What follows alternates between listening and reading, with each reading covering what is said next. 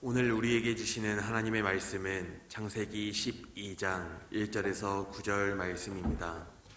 창세기 12장 1절에서 9절 말씀, 구약성경 14면입니다. 창세기 12장 1절에서 9절의 말씀입니다. 여호와께서 아브라함에게 이르시되 너는 너의 고향과 친척과 아버지의 집을 떠나 내가 내게 보여줄 땅으로 가라. 내가 너로 큰 민족을 이루고 내게 복을 주어 내 이름을 창대하게 하리니 너는 복이 될지라. 너를 축복하는 자에게는 내가 복을 내리고 너를 저주하는 자에게는 내가 저주하리니 땅의 모든 족속이 너로 말미암아 복을 얻을 것이라 하신지라.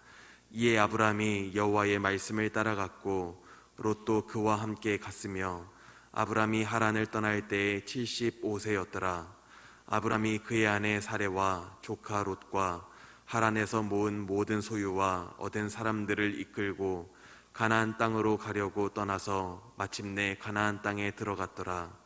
아브라함이 그 땅을 지나 세겐 땅 모래 상수리 나무에 이르니 그때 가나안 사람이 그 땅에 거주하였더라. 여호와께서 아브라함에게 나타나 이르시되 내가 이 땅을 내 자손에게 주리라 하신지라.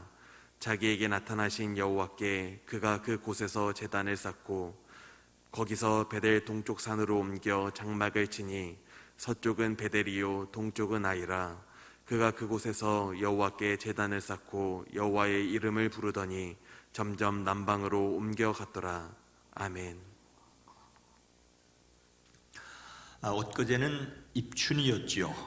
설이 지나고 나서 며칠 만에 봄이 시작된다는 입춘이었습니다.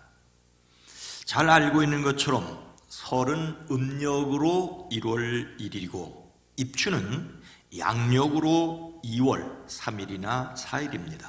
입춘.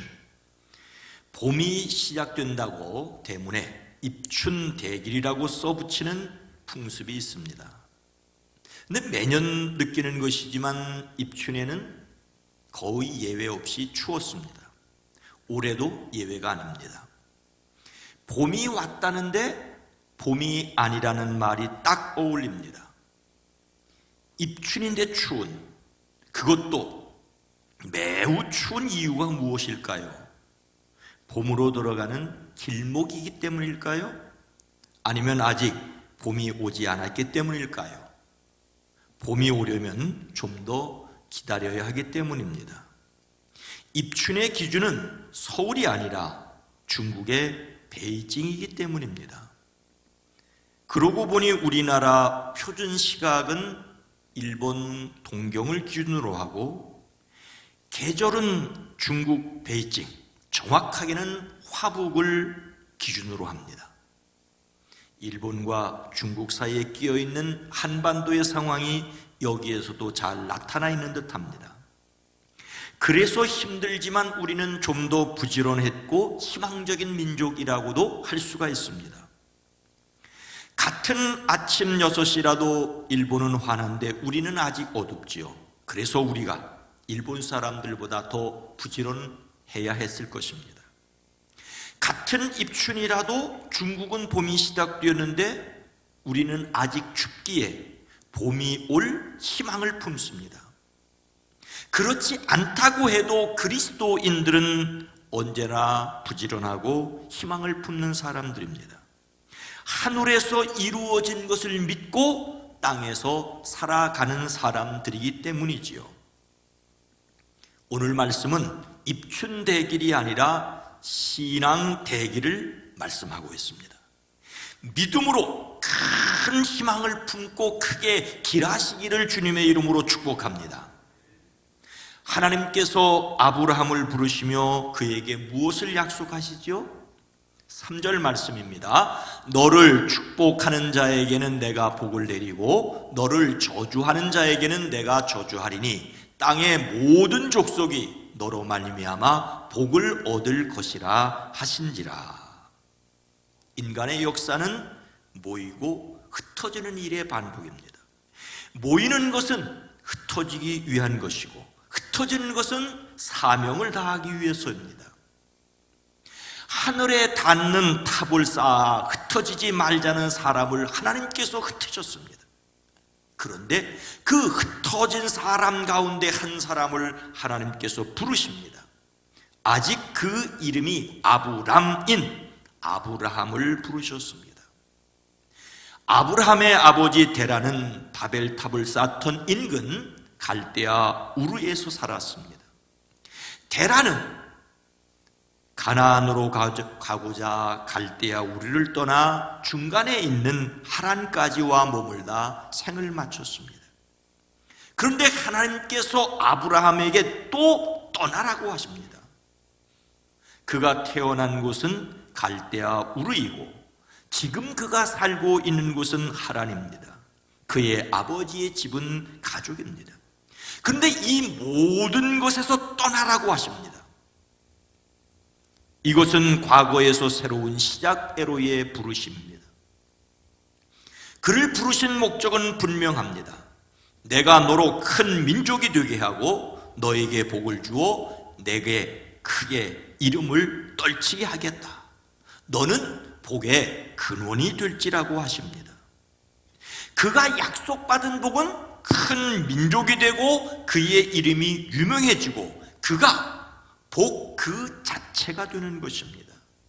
복이 될 것이라고 하는 말을 우리말로 하자면 복덩어리가 될 것이라는 말입니다. 왜요?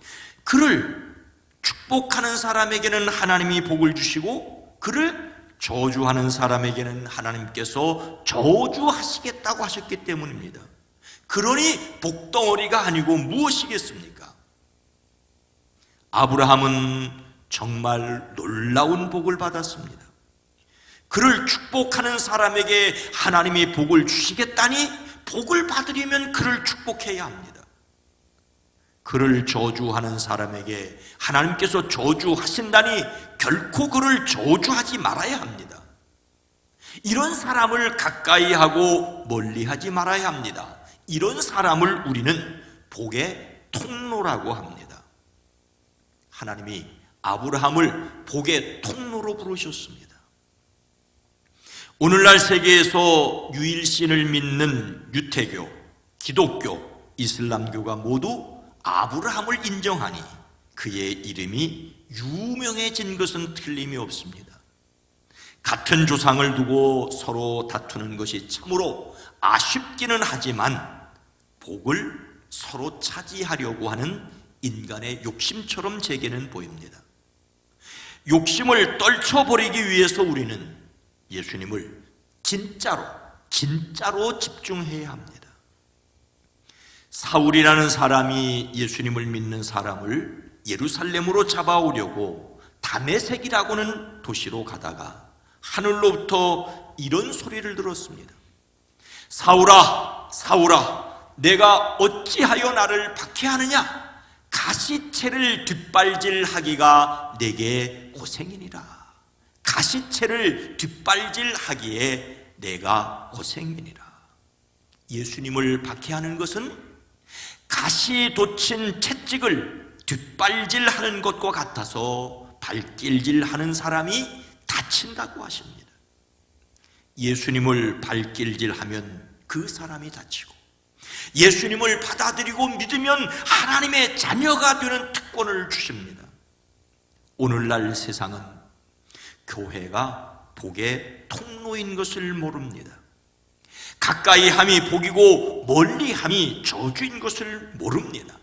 그래서 그리스도인들은 사람들이 예수님을 가까이 하도록 돕는 복의 통로이어야 합니다. 복되시기를 주님의 이름으로 축복합니다.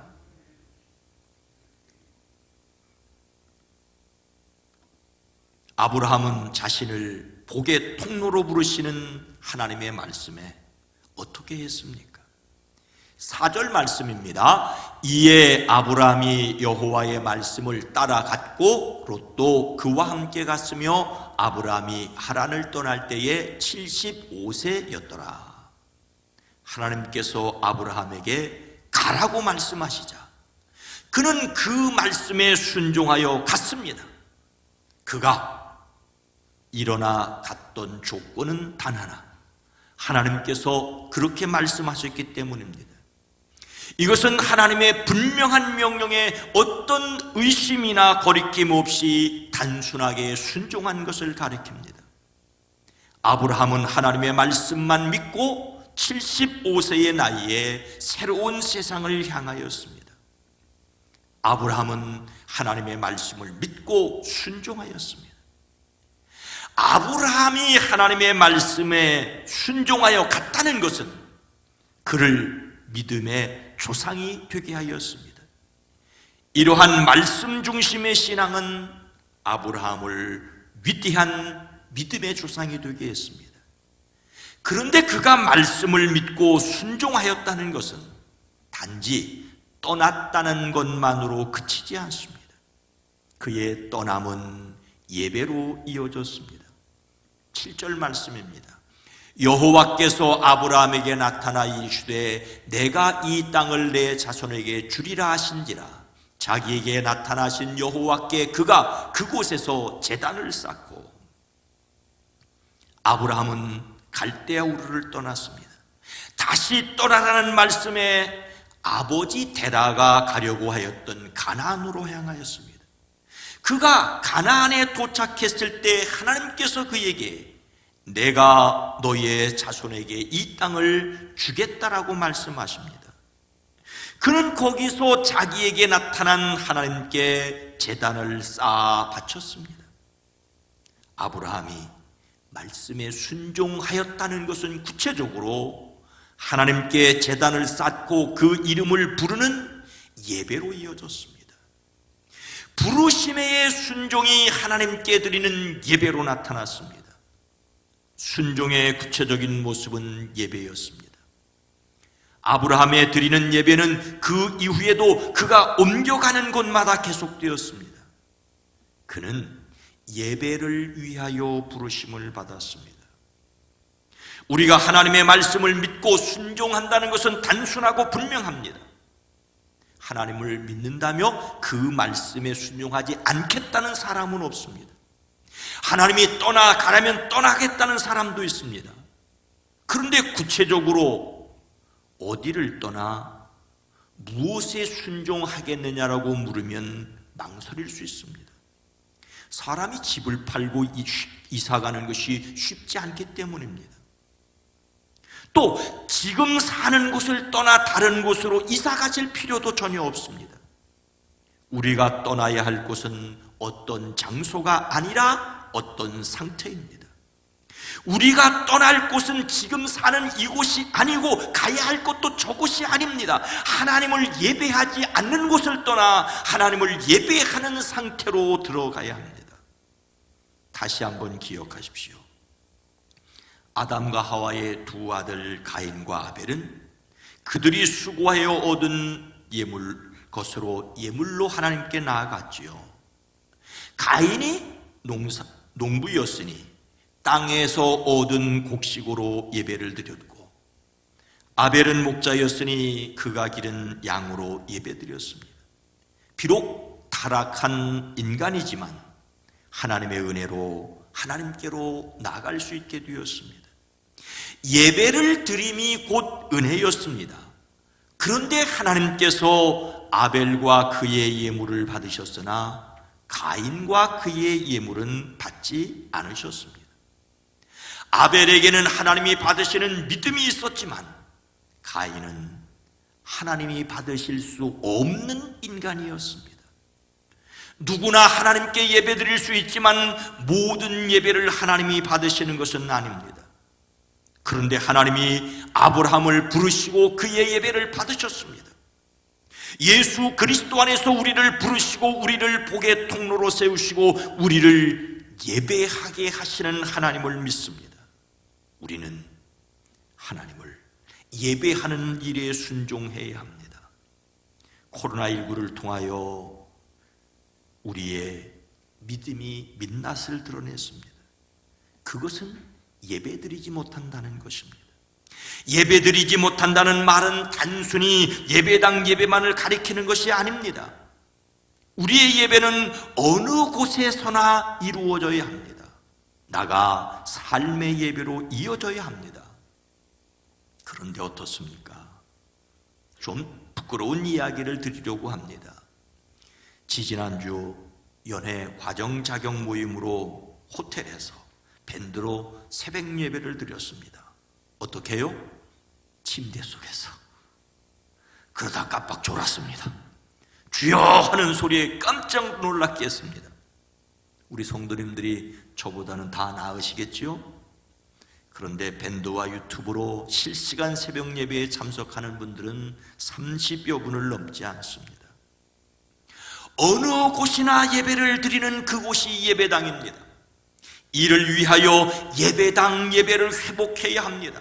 흩어지는 사명을 다하기 위해 먼저 함께 모여 예배하는 사람들이 될 수 있기를 주의 이름으로 축복합니다. 그런데 우리는 어떻게 하나님의 부르심에 순종하여 복의 통로로 굳게 세워질 수 있겠습니까? 5절 말씀입니다. 아브라함이 그의 아내 사레와 조카 롯과 하란에서 모은 모든 소유와 모든 사람들을 이끌고 가나안 땅으로 가려고 떠나서 마침내 가나안 땅에 들어갔더라. 하나님께서 아브라함을 부르실 때 너의 고향과 친척과 아버지의 집을 떠나라고 말씀하셨던 것을 기억하시지요? 그에게 하셨던 첫 번째 명령은 가라는 것이었습니다. 그가 어디를 떠나가야 할지를 분명히 말씀하셨습니다. 그가 떠나가야 할 것 중에 하나는 아버지의 집이었습니다. 여기에서 집은 건물일 뿐만 아니라 사람인 가족이었습니다. 그런데 아브라함은 아내는 그렇다고 할지라도 조카 롯과 하란에서 모은 재산과 거기에서 얻은 모든 사람을 거느리고 가나안 땅에 갔지 않습니까? 아브라함은 하란에서 살던 집을 떠나면서 차마 조카 롯을 버릴 수가 없었습니다. 자식이 없었던 아브라함은 아버지가 없는 조카를 자식처럼 생각하였을 것입니다. 하나님의 명령에 순종하여 떠났다고 하지만 모든 것을 버리지 못한 아브라함이었습니다. 그러나 한참 후 삼촌 아브라함은 조카 롯과 집안 싸움을 피하려고 엄청난 것을 양보해야 했습니다. 결국은 떠날 것을 떨쳐버리지 못하는 사람입니다. 우리가 또한 그렇지 않을까요? 책임지지 못한 것을 책임지겠다며 끌어안고 있습니다. 아브라함은 또 어떠하였습니까? 6절 말씀입니다. 아브라함이 그 땅을 지나 세겜 땅 모래 상수리 나무에 이르니 그때에 가나안 사람이 그 땅에 거주하였더라.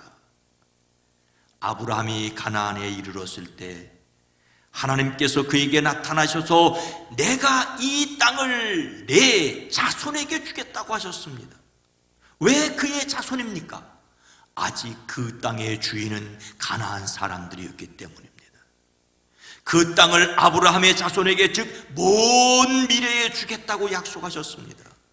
아브라함은 약속을 받았을 뿐입니다. 그래서 그 이후로 그 땅은 약속의 땅으로 부르게 되었습니다. 아브라함의 후손들은 무려 680여 년 후에야 애굽에서 430년을 보내고 그 약속의 땅에 발을 디뎠습니다.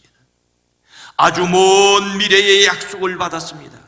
그때까지 가나안 사람들이 그 땅의 주인으로 삽니다. 아브라함이 약속의 아들 이삭을 낳을 때는 100세였지요. 그런데 그가 부르심을 받았을 때에 그의 나이가 75세라고 밝히는 이유는 25년이라는 시간이 흘러 비로소 약속이 이루어졌다는 시간의 흐름을 보여주기 위한 것입니다.